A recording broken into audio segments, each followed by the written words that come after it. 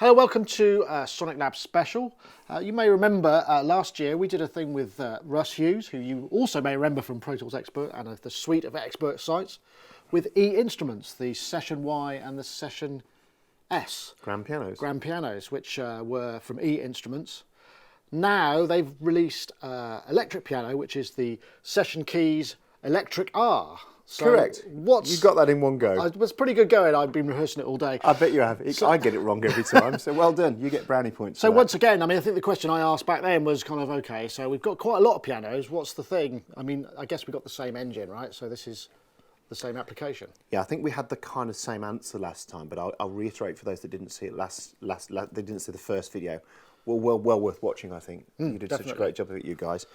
Is that when E instruments come to approach anything, whether that's their session key, their session horns or their session strings, one of the early questions we ask right down the process is why should somebody choose this one over the enormous amount that are already out there? So what can we bring that's new to it? So this brings not only the authenticity of the original Rhodes this time, but as you found out as you've been messing around with it, some fantastic ways of creating some great sounds that you wouldn't imagine coming out of a Rhodes.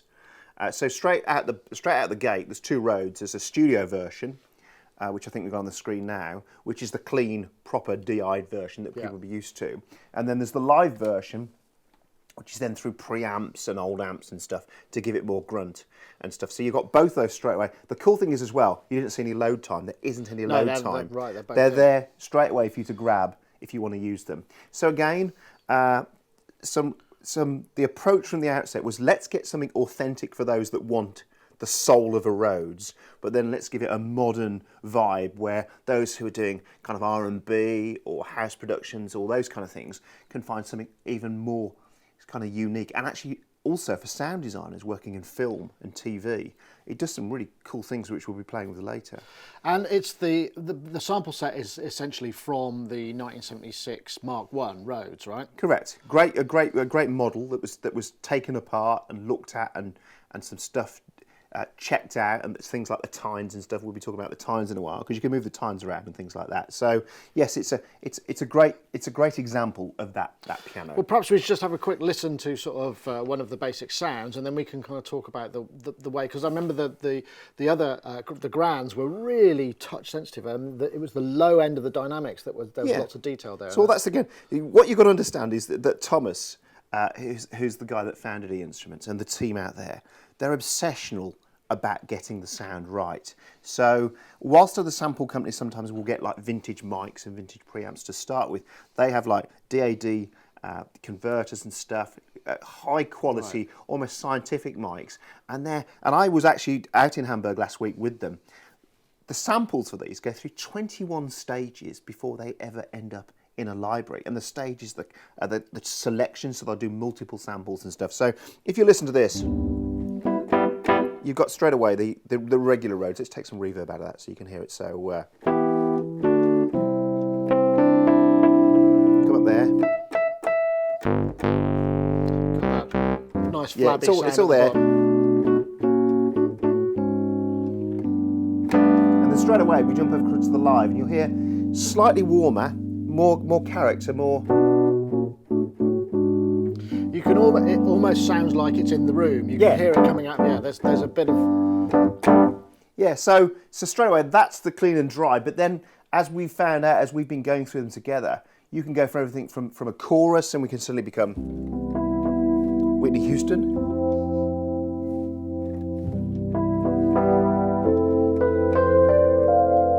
Does that sparkle as well? Yeah, doesn't it? And that again, that's the live. So we'll come back into the studio now, and you hear the top end of the tines opening go.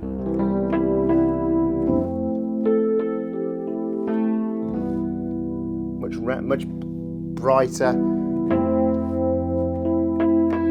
But then, as I said, we can move the tines. Should we do that? Yeah, well, that was something that was really interesting. It's almost like kind of, is it pickup selection or something almost? They went in and mic'd in different positions, and then they moved the tines around as well. So you can actually. So complete. I mean, that sounds like an octave up, but it's actually presumably just different set harmonics, right? Yeah.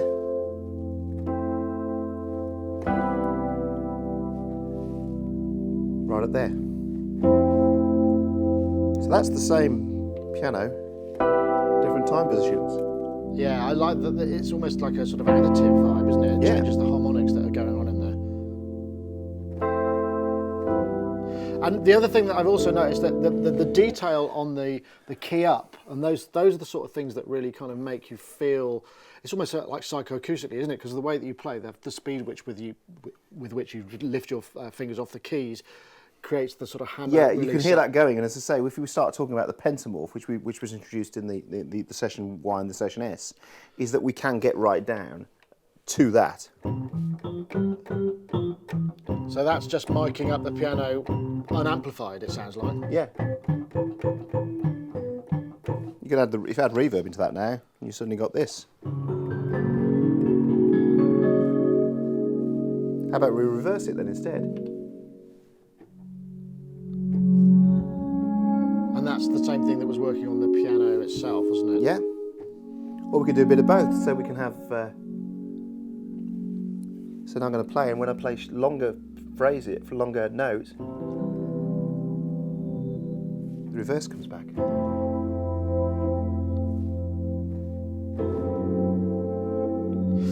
What's really interesting, I notice when you flip through some of the patches and mess with the effects, is you kind of forget that the Rhodes and other electric pianos of the time were, you know, in the 70s, they were the sound design tools for many kind of film composers. So you hear those sounds. Yeah, like the pre-synth, that pre-synth era when they didn't have, they couldn't mess around with oscillators and shapes, so they had to use what they had, which was acoustic instruments. And it is getting back to that. The whole vibe of the E-Instruments team is they feel that they're digital craftsmen. Right. They feel they want to have the same approach to making a digital instrument as somebody would to making a Stradivarius or making a Gibson acoustic guitar or a grand piano. They want to take that, and they take that same care. So for as far as they're concerned, they're crafting a digital instrument that will give you all this timbre and tone and versatility that you would expect. So it's, as I say, we've been speaking to the team at one of the big kind of fan clubs out in America when this was being developed, and showed them the session keys are. And these are people who've done interviews with like George Duke and Jeff Lorber and all those guys, and just showed them this. And we wanted to attract both that gang, who will sit down and go, yeah, this is a Rhodes. Yeah. This feels like I'm playing a Rhodes. And then over the other side, we've been talking to guys that have been doing things like The Hobbit and things like that, who will do that kind of stuff that we talked about a moment ago, which is that kind of set. Yeah. It's interesting. I mean, the one thing that did immediately strike me, I mean, for something that's kind of a purist sampling, if you like, they haven't emulated the front controls of the Stage 76, have they? They've just sort of, I mean, you can get to some of the effects that we can bring on the tremolo and what have you in the tone, but they haven't gone for that kind of, those set of knobs. Yeah, they're not doing skeuomorphic. That's not what they're about. It's not about that, hey, and that's probably because they are whilst they are retaining the original sound of it, they're trying to push the boundaries here and say, you know what, this isn't just about the tone and the volume control. This is about reversing sounds, moving the tines, adding all sorts of stuff in. And as I say, when we get down to stuff like, there's one of your favourites is Resonator, I think, isn't it?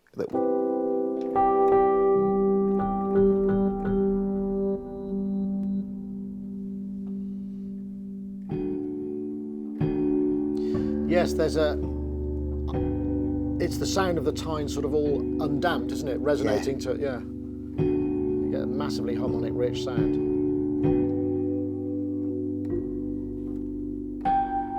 Because, I mean, if we open up the effects tab, I mean, there's a whole plethora of actual effects going on. Yeah, let's go clean and dry for a second. And yeah, so we can, of course, one of the favourites, of course, is Trem, so... So this is where we get authentic again. This is the great thing. There's two sides to this coin. There's real authenticity. So these effects are the authentic kind of effects you'd expect to find there. So you put a nice phaser on and really kind of go like.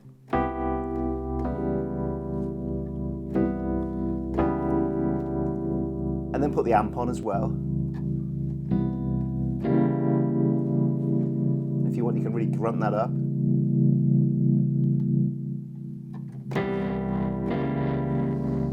You can really go for it. And then, as I say, we've got the comp as well. Give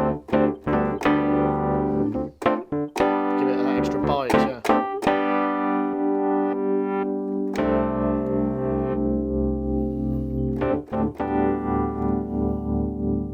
trems in there now, put some chorus in, we go back to the 80s. Ah, Dean Friedman.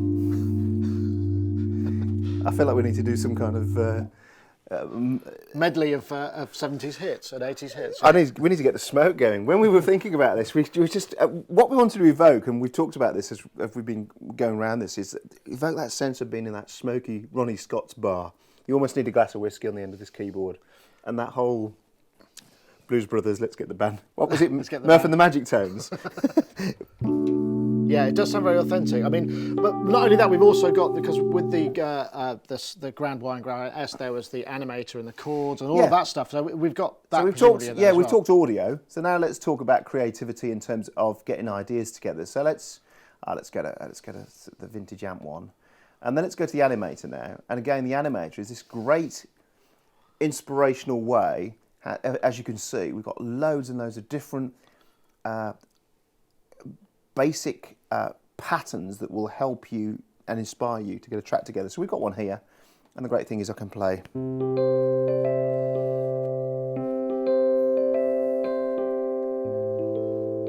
Now the great thing is the modulation changes the complexity.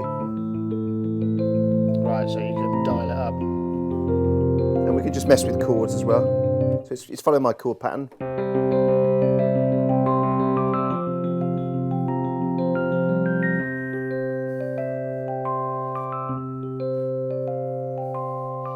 And then the pitch bend will increase or decrease the velocity as well. So you can get it really tippy-toe quiet And then further down the keyboard, then of course we can use the keyboard to change. If we came down a couple of octaves, we can then go through the different riffs.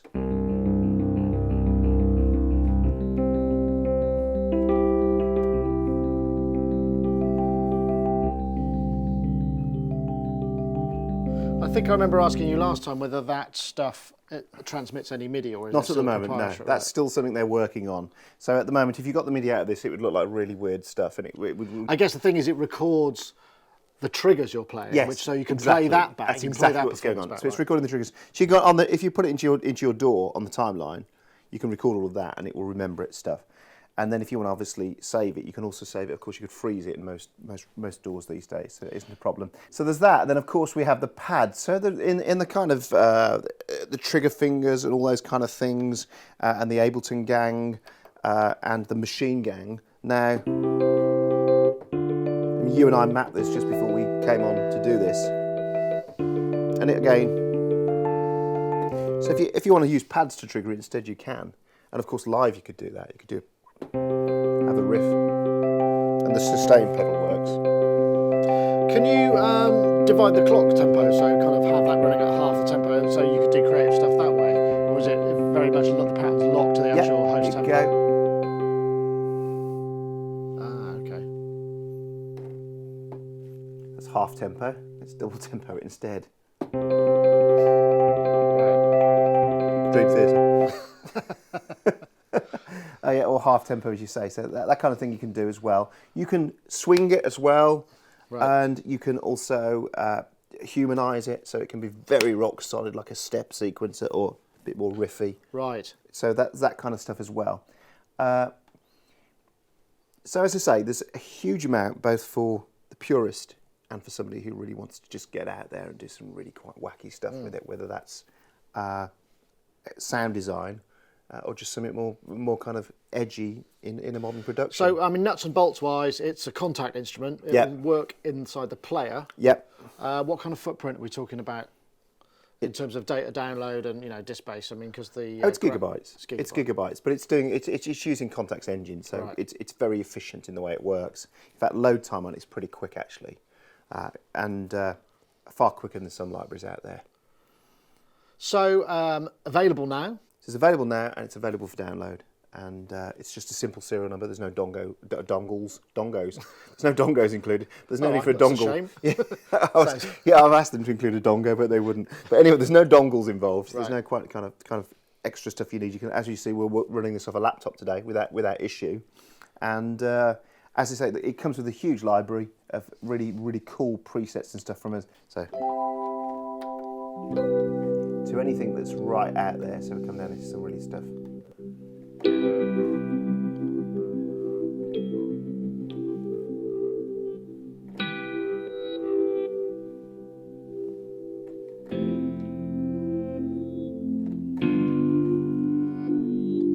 And that's the thing with those electric and mechanical keyboards as well. There's something about, oh, that's nice. I haven't heard that one yet. Very Beatles, that. That is, isn't it? There's something so beautiful about electromechanical keyboards that you can almost just sort of lean on the keyboard and it'll sound all right, because it's all the notes just are sympathise beautifully. Yeah, just lean on it and just chat with people. And if you run the animator and the chord pads, you could probably do the lounge gig. you probably do the lounge gig without actually having to leaving go the house. Yeah, they should make an iPad app so you could just sit at the bar and just let it do it itself. Yeah, so it's a fantastic, as I say, because of the variation of both the studio, the live, and then getting down into there and really mining down into the kind of programmability. One thing that people probably didn't notice that we were using was this thing we call the pentamorph that appeared, which takes us from the mechanical the sound. mechanics. And of course that's MIDI, so you can... And from what I've seen, the pentamorph actually affects numerous parameters at the same time. Yeah, well, the great thing is, you're right, because if we go to the effects units and we go to things like reverb, we can say assign that to pentamorph. And so that will now be part of the pentamorph. So it's like a kind of super macro knob, I suppose. Yeah, and we could, let's say, put the chorus on there as well, because that we could really go for it.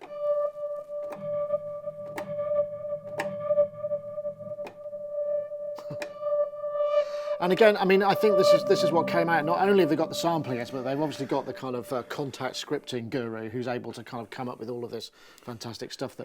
Yes, I met him. Well, we were in Germany recently, and the combination of the sampling guru and the scripting guru is what makes these guys ahead of the game. Right. And because the scripting is doing some pretty magical stuff in the background. And the great thing is it makes everything so straightforward and so easy to use. It doesn't take long. I don't know how long you took, but it took me probably 5 minutes to get from zero to hero in understanding how this works. Yeah, it's very quick. Assign to pentamorph, you know straight away what that means. Yeah. Once you figure out what the pentamorph is. And you can MIDI, because obviously you can control map pretty much all of the parameters in there. If we go control, we just learn MIDI automation, and away you go. And that's a focus of the Kontakt stuff. So I was going to ask you about pricing, of course, which is usually the point where you go, I don't know, I'll have to look it up. So have you got those prices to hand? Yeah, it's actually only €79. So it's a sub £100 piano. And that gets you two really authentic Rhodes pianos, some of the best out there. And then all this back stuff that means that if you want to go dig deep and start doing some sound design or do some really cool stuff in production, then it's all there. Great. So Russ, I think perhaps you're going to play us out with a little bit of something, and we can sail off into the sunset. Yeah, let's get that rich chorus on again and just...